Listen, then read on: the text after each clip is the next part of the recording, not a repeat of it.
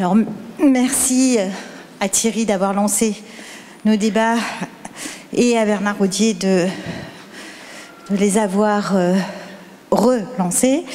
Et nous allons donc maintenant démarrer notre grande conférence avec notre invité d'honneur qu'on remercie d'être venu et d'avoir pris sur un temps précieux, d'autant que, voilà, suite au report de l'an dernier, à votre activité majeure en cette période. Je suis vraiment très heureuse et honorée d'accueillir Cédric Lemoigne, qui est professeur de psychiatrie à l'université, maintenant on dit de Paris, qui préside le conseil pédagogique de l'UFR de médecine, qui est chef de psychiatrie d'adulte à la PHP, et dont les travaux sont précisément, on pourrait difficilement faire plus proche du titre du congrès, médecine du corps, médecine de l'esprit, psychosomatique, somatopsychique, psychiatrie de liaison. Je vous laisse la parole et encore un grand merci. Merci à vous pour cette invitation et l'honneur que vous me faites de pouvoir vous parler de ces thèmes.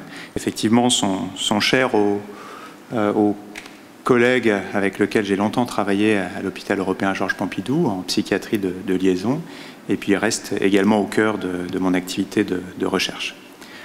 J'ai quelques liens d'intérêt, mais sans, je pense, conflit avec ce dont je vais vous parler aujourd'hui. On peut essayer d'organiser cette présentation, en tout cas c'est ce que j'ai essayé de faire de façon schématique, avec deux situations un peu différentes. D'une part, celle des troubles fonctionnels qui s'expriment par des symptômes désignant le corps, mais sans nécessairement de lésions identifiées. Et puis, d'autre part, des pathologies lésionnelles qui, certes, peuvent s'exprimer par des symptômes indiquant le corps, mais avec des lésions qui seraient tout à fait identifiées. Dans le premier cas des troubles fonctionnels, on peut prendre comme exemple, par exemple, la fibromyalgie ou les syndromes fibromyalgiques. Et ça renvoie à la notion qui a disparu du DSM-4, mais la notion de troubles somatoformes. Et puis, de l'autre côté, on peut prendre l'exemple de la maladie coronarienne, avec des lésions identifiées et dont on connaît des facteurs de risque et des facteurs pronostiques qui sont d'ordre psychologique. Et là, ça renvoie à la notion de pathologie psychosomatique. Si on commence par la première partie, les troubles fonctionnels, dans les deux cas, je vais essayer de présenter une brève vignette clinique pour l'illustrer. Ici, il s'agit du cas d'un monsieur de 37 ans qui est marié, qui a 2 enfants et qui en attend un 3e lorsque je le rencontre. En septembre 2011, il se plaint de symptômes ORL qui sont dominés par une sensation de nez bouché, mais les examens divers qu'il fait ne montrent pas d'anomalie qui puisse expliquer ces symptômes. Les choses vont quand même assez vite puisque 6 mois après, il est opéré, en particulier d'une turbinoplastie. On va lui raboter le cornet inférieur des fosses nasales pour laisser passer plus l'air. Et puis dans les suites, il va se plaindre malgré tout d'une sensation d'obstruction paradoxale, c'est-à-dire croissante en dépit d'un débit d'air facilité, puis de dyspnée, de douleur, de fatigue. Il va consulter plus d'1 an après, mais après avoir écumé divers systèmes de santé spécialistes, et puis d'ailleurs en dehors de la médecine également, le chef de service d'ORL de l'hôpital Pompidou, pour ce qu'il a nommé à ce moment-là, il a trouvé ce terme sur Internet, un syndrome du nez vide. L'examen qui est fait ou refait, plus exactement, pour la 10 ou 15e fois sans doute par le professeur Bonfils, montre un examen ORL qui est normal, en tout cas qui ne semble pas pouvoir expliquer les symptômes présentés par le patient. Le retentissement, pourtant, il est multiple. Les avis ORL ne se comptent plus. Il dort toujours couché du même côté avec un humidificateur, quelque chose de perfectionné. Il évite tout effort physique et l'air froid et sec. Pour un élagueur, c'est pas simple. Et puis il passe son temps à se vérifier le nez, à rincer avec du sérum physiologique, etc. Il dit « je suis obsédé par mon nez ». Il attribue ces symptômes à une physiopathologie exclusivement lésionnelle. Il n'y a pas d'autre explication pour lui que des lésions au niveau du nez provoquées par cette chirurgie.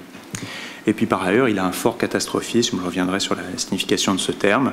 Et par exemple, il pense qu'un effort par temps froid et sec, ce n'est pas simplement pénible, c'est annonciateur d'un événement potentiellement sévère.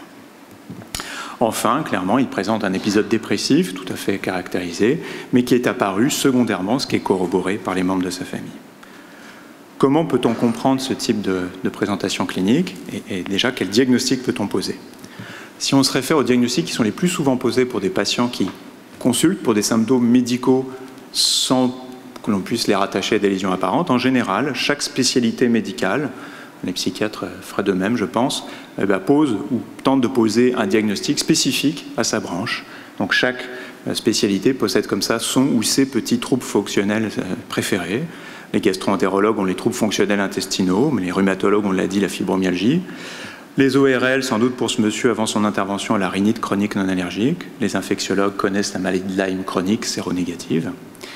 Et effectivement, on peut s'interroger sur la plus-value pour les patients de se voir ainsi saucissonner au travers des spécialistes qu'ils vont voir.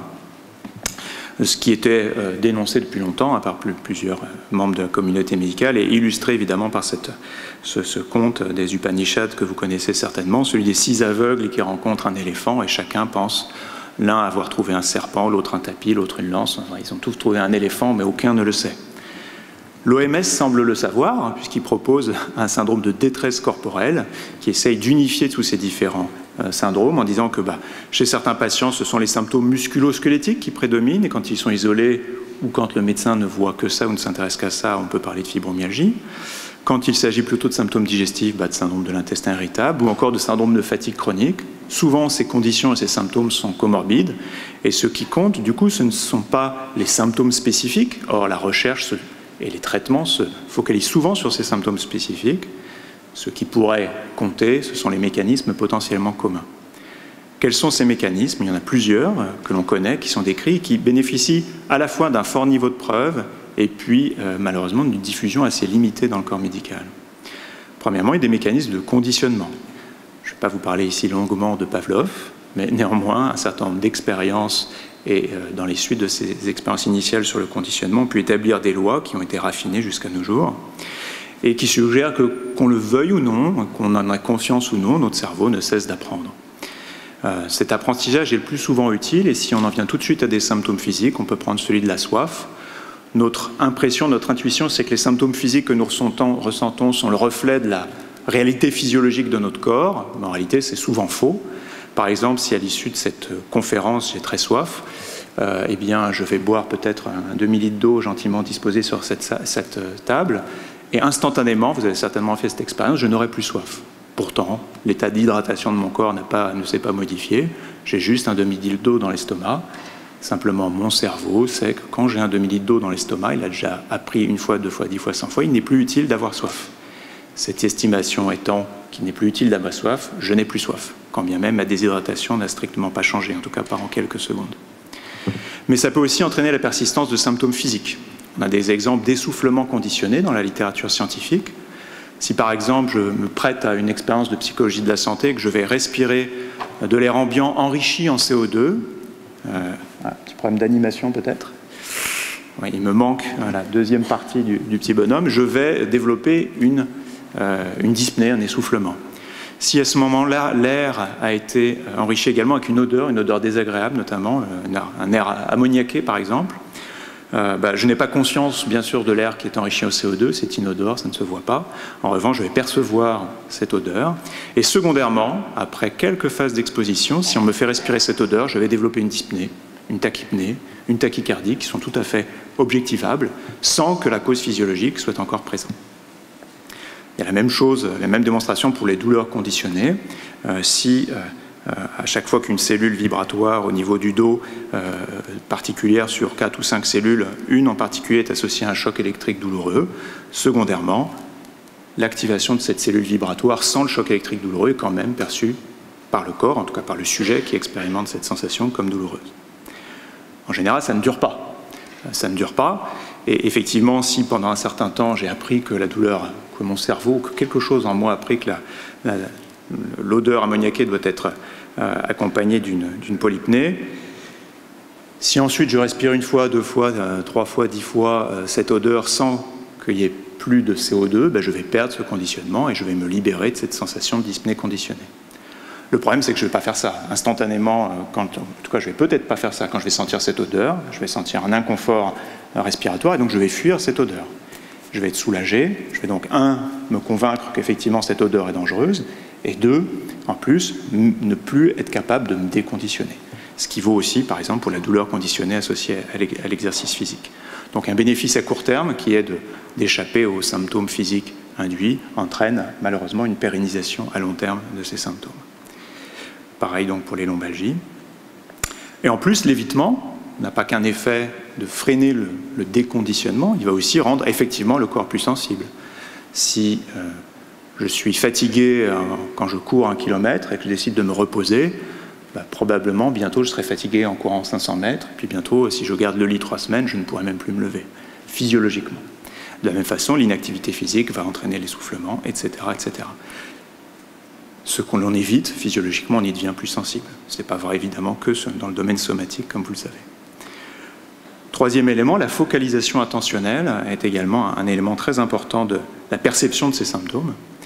Ce que nous percevons, on l'a dit, dépend de ce qu'il y a à percevoir. Je crois que c'est tout à fait évident et c'est trivial. Ce qui est moins trivial, c'est que ce que nous percevons dépend aussi de ce que notre cerveau s'attend à percevoir. Souvent, on peut représenter ça sous le terme d'une balance. Les sensations physiques que j'ai, enfin, toutes nos perceptions, mais en l'occurrence ici, les sensations physiques, sont le fruit d'une balance entre, effectivement, les signaux nerveux périphériques que mon cerveau peut traiter, et puis l'anticipation cognitive que j'en ai, par exemple, en fonction du contexte. Décidément, vous n'avez pas de chance, vous ne verrez pas, enfin ceux qui connaissent ce tableau peuvent deviner et voir le lézard qui mord la doigt de ce jeune enfant. Donc si vous êtes piqué par une guêpe dans cette pièce, là tout de suite, votre cerveau n'aurait pas eu besoin de beaucoup l'anticiper pour que vous le ressentiez. En revanche, s'il s'agit d'une sensation plus ténue, peut-être qu'il va falloir que votre cerveau s'attende à la percevoir. Donc typiquement, vous n'avez pas le droit au lézard, mais vous avez le droit à la chaise.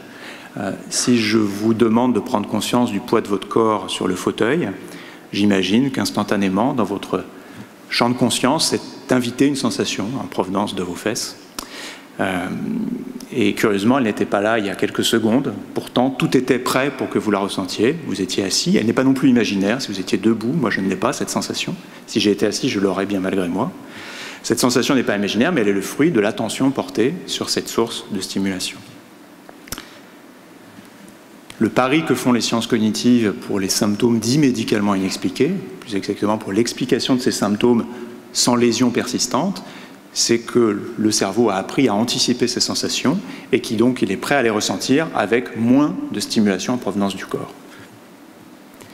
Un autre exemple classique, alors là je vais malheureusement jouer de malchance parce qu'il y a un rectangle foncé qui ne devrait pas être là, mais c'est ainsi.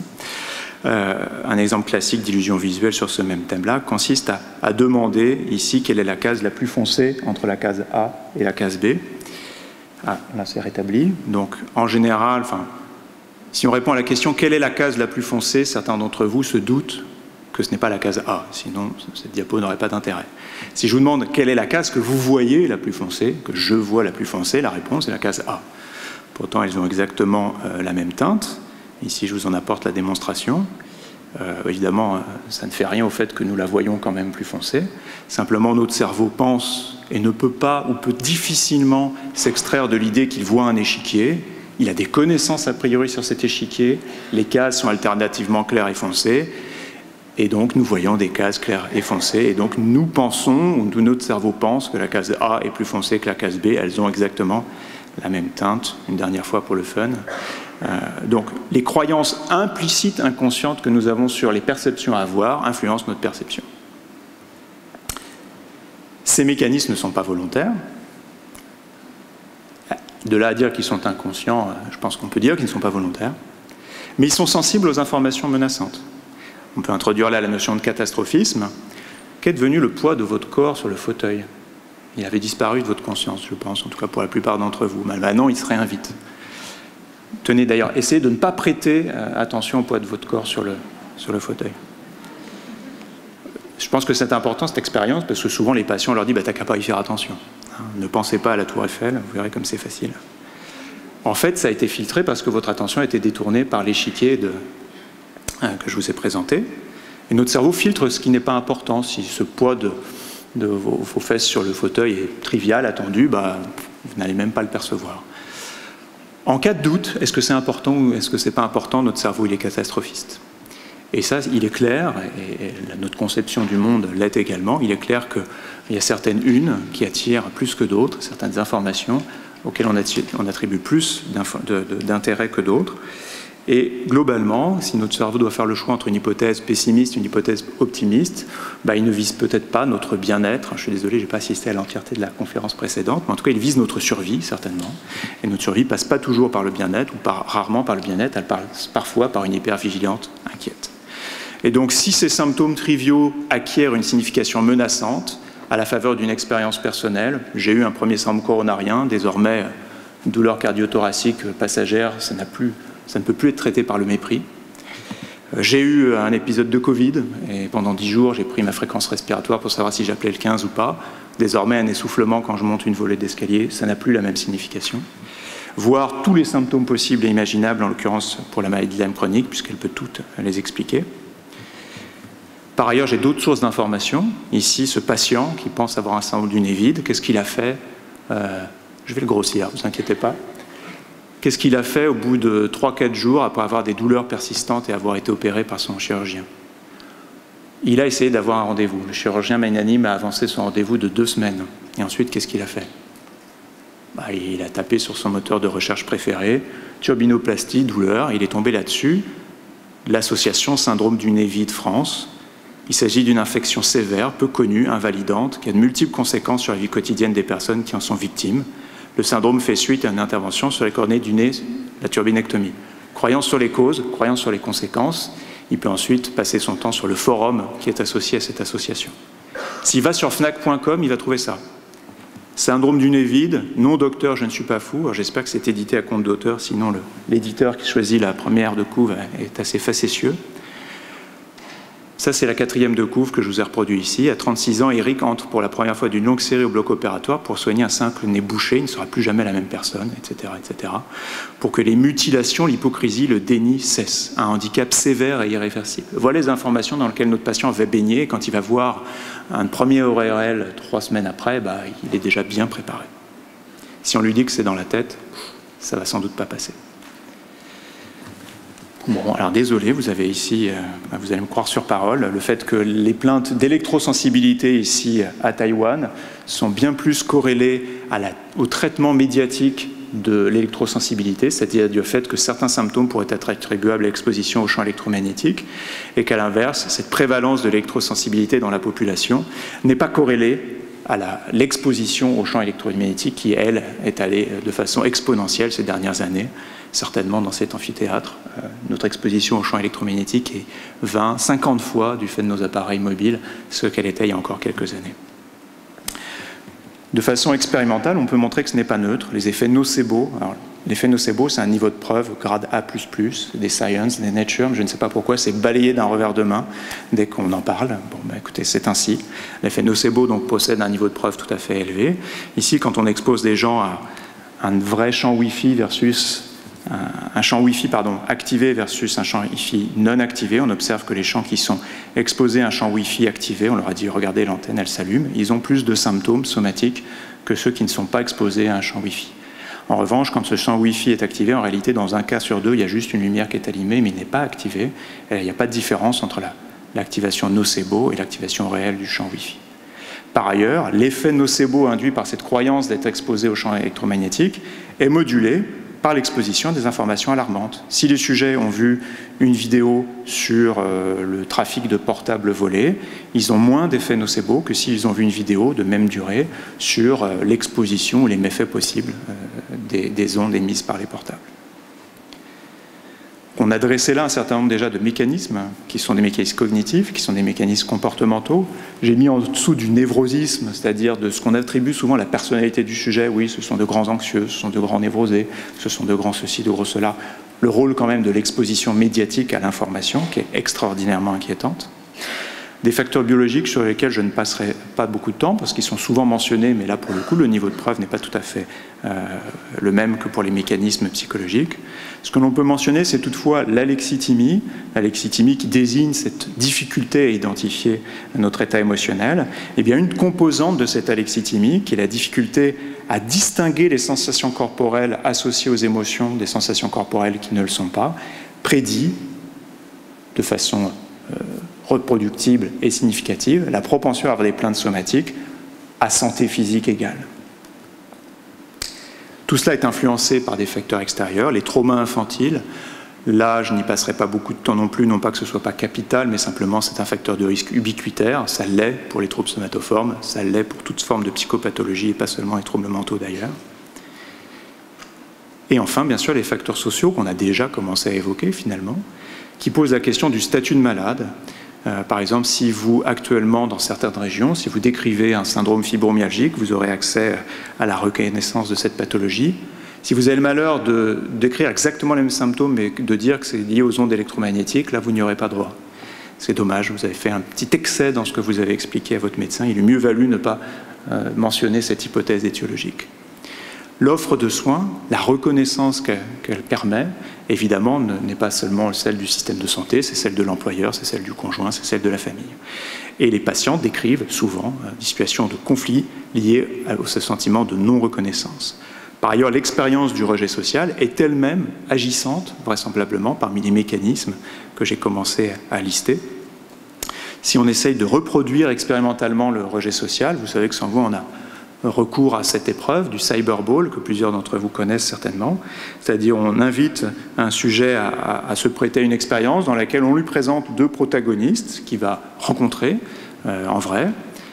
Donc moi je vais m'inscrire, toc toc toc, et puis on va me présenter Simon et Guillaume, deux sympathiques hipsters du 19e siècle. Chacun va se séparer, s'installer devant une console d'ordinateur, et puis le jeu va commencer, et la balle va circuler, et quand je reçois la balle, je dois juste choisir à qui je la lance, c'est tout. Et on me dit qu'il faut que, c'est une tâche d'imagerie visuelle, il faut que je m'imagine en train de faire du beach volley dans un endroit sympathique.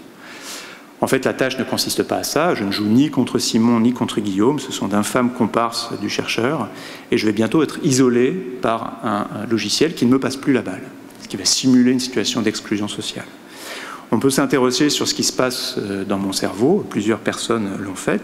Et ce que l'on constate, qui est un résultat assez fascinant, c'est que les régions cérébrales qui sont impliquées dans cette perception du rejet social, et du rejet social dirigé, de l'ostracisme, pour être plus précis, ce sont des régions qui sont également impliquées dans la dimension affective de la douleur physique. Ce qui, sans doute, bien que ce soit spéculatif, explique pourquoi le registre lexical que l'on utilise pour la douleur morale et pour la douleur physique est si commun et le même, que ce n'est pas vrai qu'en français d'ailleurs. Tu m'as fait mal, ça m'a blessé, je souffre. Si vous ne connaissez pas le contexte, vous ne pourrez pas dire s'il s'agit d'une douleur physique ou d'une douleur sociale. En termes de physiopathologie, alors je ne sais pas si tout ça est dans la tête, mais en tout cas ça se passe un peu dans le cerveau. Ça passe beaucoup mieux avec les patients quand on dit que c'est dans le cerveau que c'est dans la tête, curieusement. Effectivement, la physiopathologie, au moins une partie de la physiopathologie ici des troubles fonctionnels digestifs, fait plus intervenir un fonctionnement du cerveau différent qu'un fonctionnement du tube digestif différent. Par ailleurs, sur le plan du comportement, le rejet social, on le sait, favorise l'agression éventuellement de celui qui nous rejette, mais surtout les comportements prosociaux. Et là, je vais aller, non pas par ordre chronologique, mais plutôt en allant vers là où je veux vous emmener.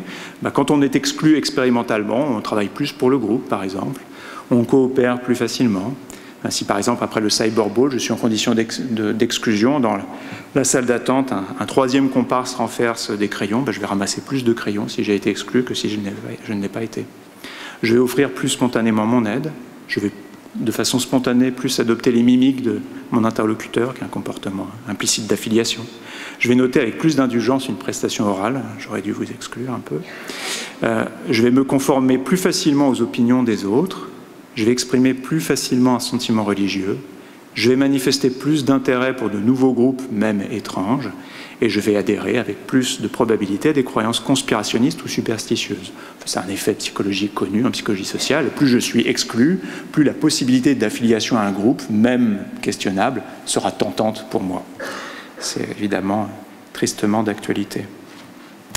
Et donc voilà, si j'erre de médecin en médecin avec des symptômes inexpliqués, quand je tombe sur une vérité délivrée par un ancien président du CNU d'infectiologie, eh bien voilà enfin quelqu'un qui me comprend. Tous mes symptômes sont expliqués par une maladie méconnue de la médecine, infection cachée, vie brisée, vers une nouvelle médecine.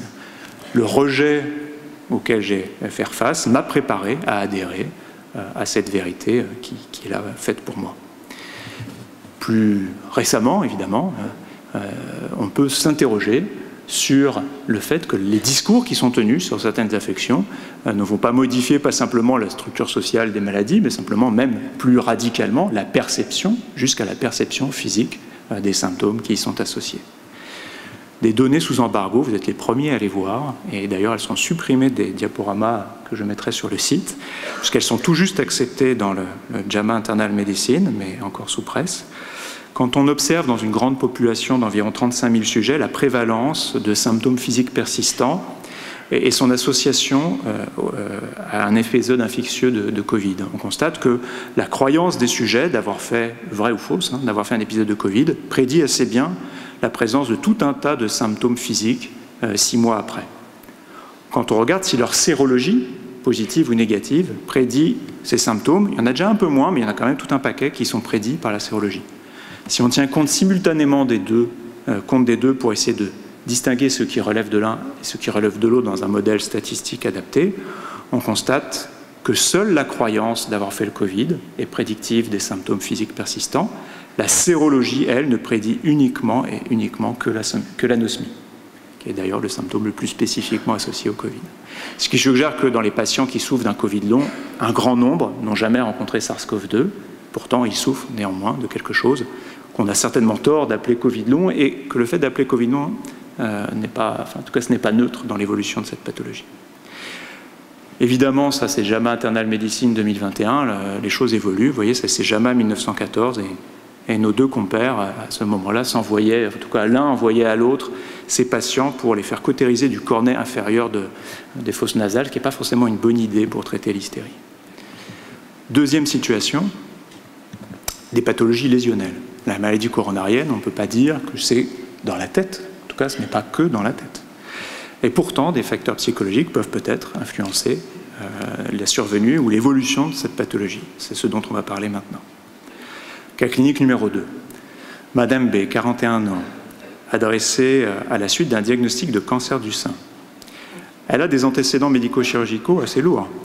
Un rhumatisme articulaire aigu à 11 ans, avec une insuffisance cardiaque terminale séquelaire, une transplantation cardiaque à 19 ans. Dans ses éléments de biographie, on trouve qu'elle travaille dans une agence de communication. Elle a vécu un deuxième drame, avant ce nouveau troisième drame de cancer du sein. Elle a perdu son mari dans un accident de la voie publique alors qu'elle était relativement jeune, et surtout alors que ses filles étaient très jeunes, 4 ans et 18 mois. Elle décrit un épisode dépressif caractérisé au décours du décès de son mari, mais depuis elle a récupéré. Au moment où je la vois, elle n'est pas cliniquement déprimée. Elle explique avoir toujours fait en sorte de protéger ses filles en n'exprimant jamais d'émotions négatives en leur présence. Et là, elle fait référence à la période dans laquelle elle a perdu leur père, son mari. Et assez spontanément, elle attribue son cancer à ses années de répression émotionnelle. Comme cela a été démontré par la recherche, me dit-elle, et elle me cite 2 livres que moi je ne citerai pas, mais elle me dit effectivement de réprimer ses émotions, eh bien, c'est le prix que je paye pour avoir préservé mes filles de cette période de dépression que j'ai traversée. Qu'en est-il du niveau de preuve de cette affirmation? C'est une question qui est ancienne, d'ailleurs aussi ancienne que l'histoire de la médecine. Si on regarde un peu dans le corpus hippocratique, on voit que les tumeurs solides et la mélancolie ont la même origine, une accumulation de bile noire. Si on regarde les travaux d'épidémiologie qui se sont intéressés à cette question, on peut tomber sur ce type de méta-analyse. Alors c'est assez touffu, mais vous voyez, j'ai encadré les résultats qui concernent la dépression ici. On montre ici que la dépression serait associée à un risque augmenté d'environ 30% de survenue d'un cancer. Première chose que l'on peut dire quand on regarde ce tableau, c'est que premièrement, quand on regarde cancer par cancer, ce n'est vrai que pour le cancer du poumon. Alors certes, la plupart des études tiennent compte du tabagisme au moment de la mesure de la dépression, mais enfin quand même, quand on connaît le principal facteur de risque du cancer du poumon et la comorbidité qui existe entre dépression et consommation de tabac, on peut se demander si tout ça n'est quand même pas un peu expliqué par le tabac. Par ailleurs, il y a une deuxième chose auquel il faut faire attention, c'est le petit a en exposant qui est à côté de dépression, et ça renvoie à une petite note d'en bas de tableau qui dit qu'il y a ici probablement des biais de publication significatifs. Qu'est-ce qu'un biais de publication? C'est un biais qui indique que la probabilité de publier un résultat n'est pas distribuée au hasard en fonction des résultats, et que probablement, quand on n'a rien trouvé, il est plus difficile de trouver un éditeur que quand on a trouvé quelque chose. Donc on s'est attaché à ce défi et on a essayé de publier un papier dans lequel on n'avait rien trouvé. Croyez-moi, c'est difficile. On est quand même parvenu à le faire avec les données de la cohorte Gazelle. mesuré donc un peu plus de 12 000 personnes, environ 9 000 hommes, 3 000 femmes. Gazelle, ça veut dire gaz et électricité de France. Ce sont les employés de l'ex-EDF-GDF, un monde qui a vécu en termes de protection sociale, etc. Ce que l'on voit, c'est qu'on ne voit rien, quoi. Hein, le petit P, et là, il n'est pas franchement à 0,05, il est 851, 334, donc clairement, on n'a rien trouvé. Et ça a été assez difficile, ça a été une bataille que de faire publier ce papier, mais je pense que c'est nécessaire de publier ces recherches négatives pour justement ramener les méta-analyses à une plus juste estimation de ce qui existe dans la réalité.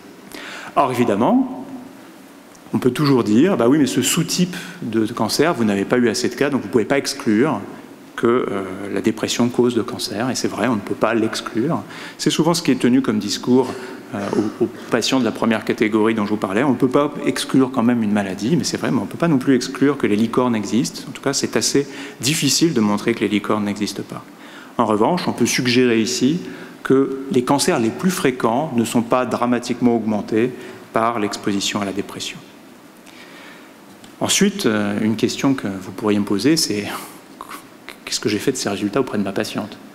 Mais ce sera éventuellement pour plus tard. Ce qui est intéressant, c'est là aussi quelle information est diffusée. Je prends un exemple tout bête ici. Le point, la dépression favoriserait les risques de cancer. Une étude britannique publiée jeudi révèle que les personnes dépressives auraient davantage de chances de contracter certains types de cancers. Ok, lisons l'étude. Cette étude, elle montre ça.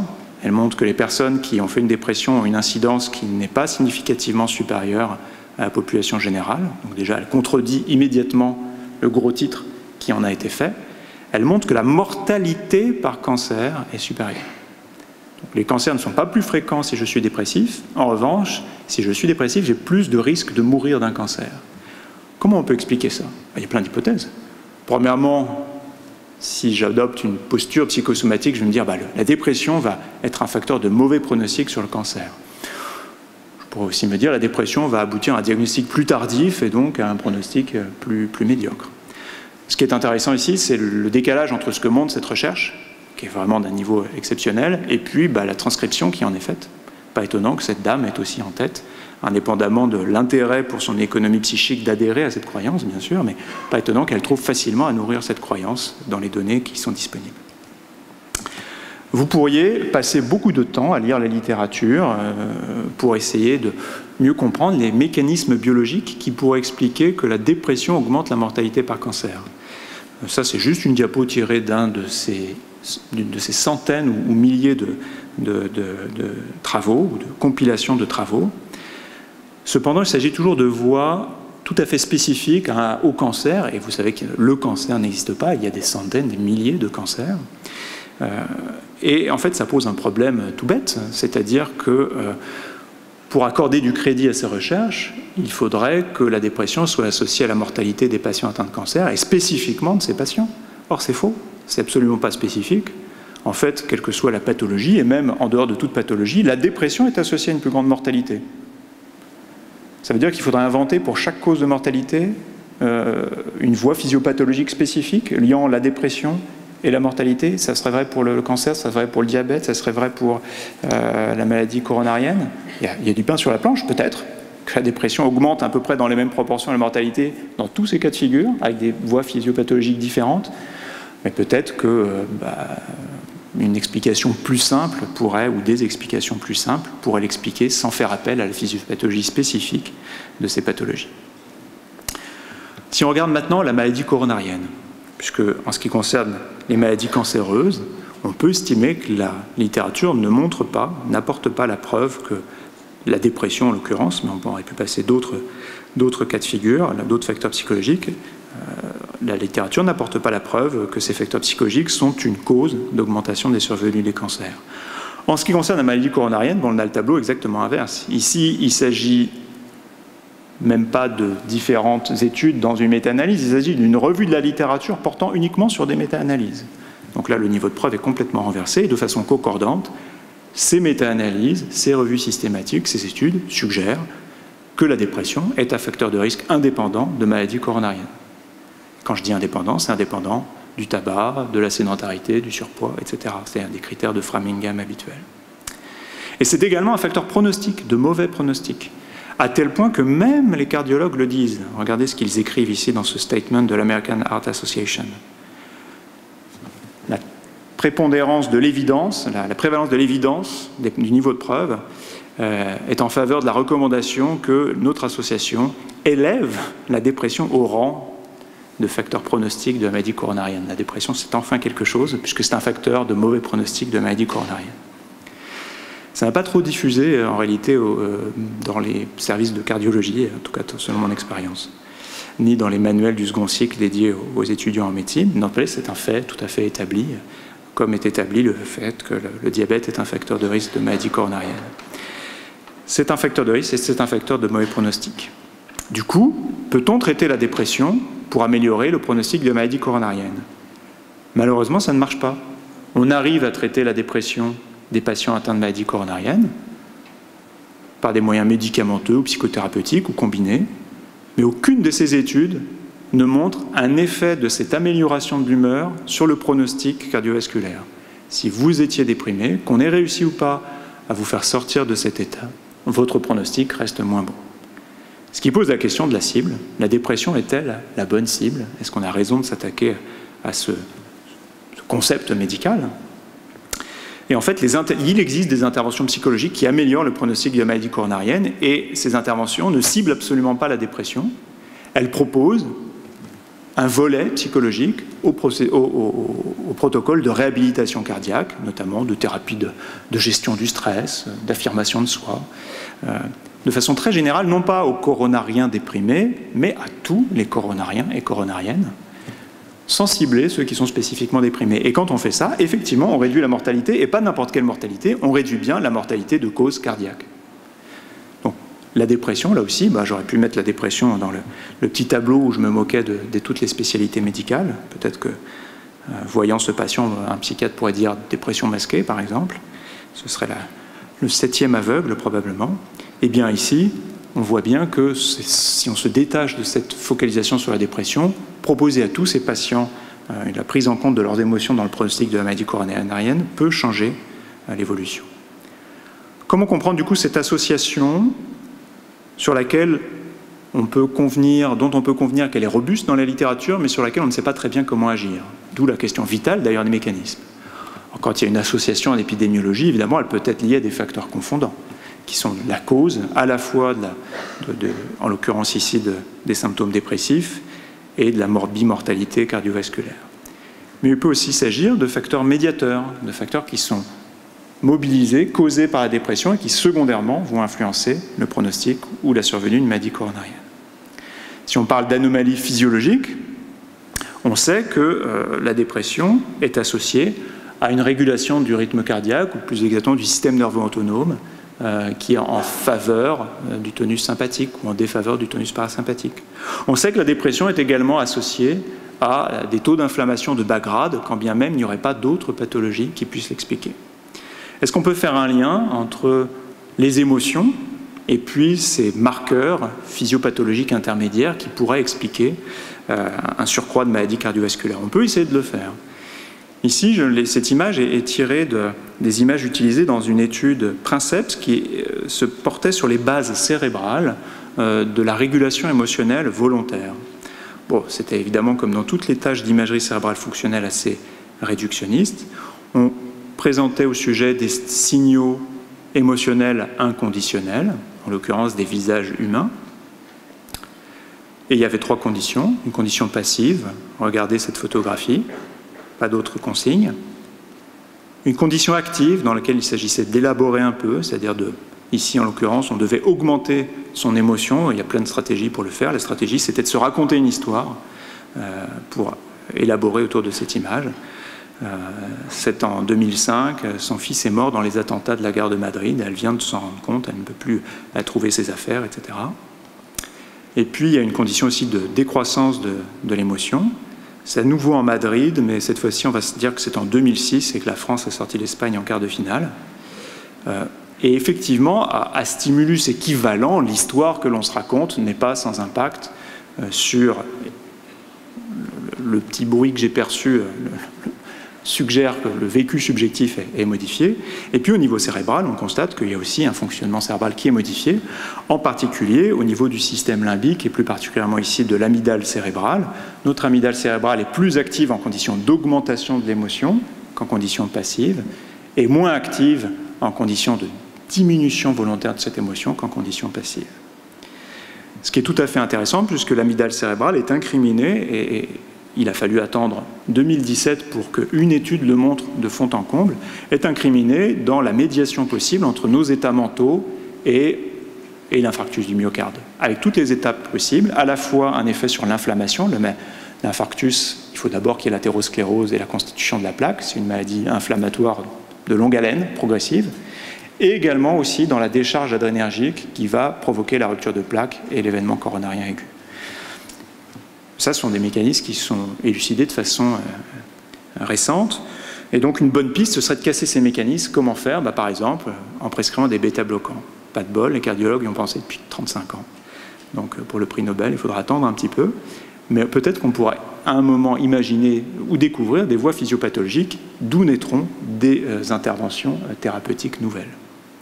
Et quand je dis nouvelles pour diminuer la surmortalité, en l'occurrence coronarienne, associée à la psychopathologie, et pas de façon générale.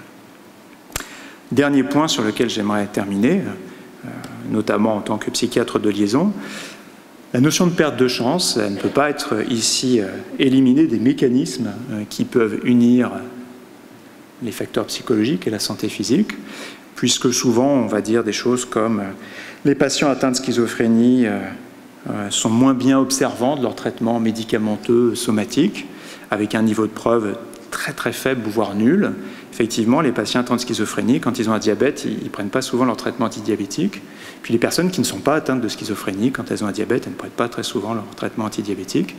Et quand on se penche réellement sur la littérature, on constate que l'effet de la maladie mentale sur l'observance médicamenteuse n'est significatif que pour les traitements psychotropes et pas pour les autres traitements. En revanche, la façon dont ces patients sont accueillis, traités, diagnostiqués, suivis, dépistés, surveillés est tout à fait différente en fonction de l'étiquette de malade mental qu'ils ont un jour reçue.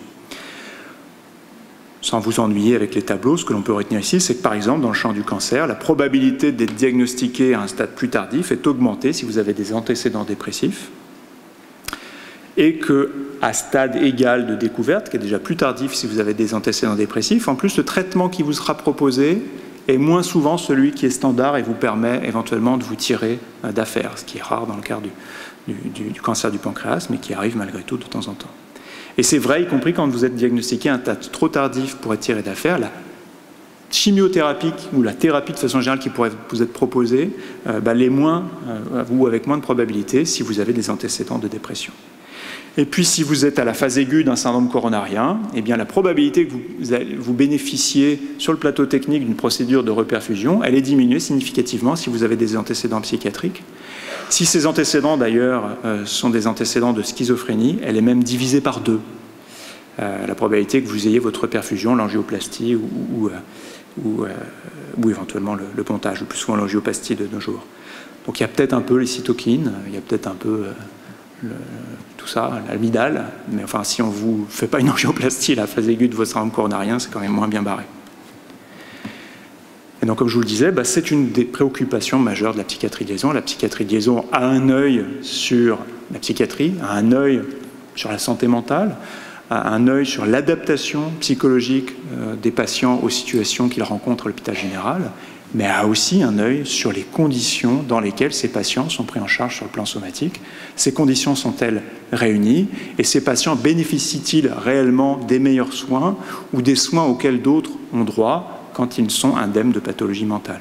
Ici, ce sont les résultats, c'est un peu petit, les résultats d'une enquête menée au niveau de la Société européenne de psychiatrie de liaison et qui montre que c'est une préoccupation hebdomadaire, voire quotidienne dans la majorité des cas, des psychiatres de liaison. Est-ce que les patients pour lesquels j'ai été appelé à intervenir en tant que psychiatre ont bien une prise en charge somatique optimale, ou est-ce qu'ils ne vont pas être transférés trop tôt ou se voir proposer un traitement au rabais?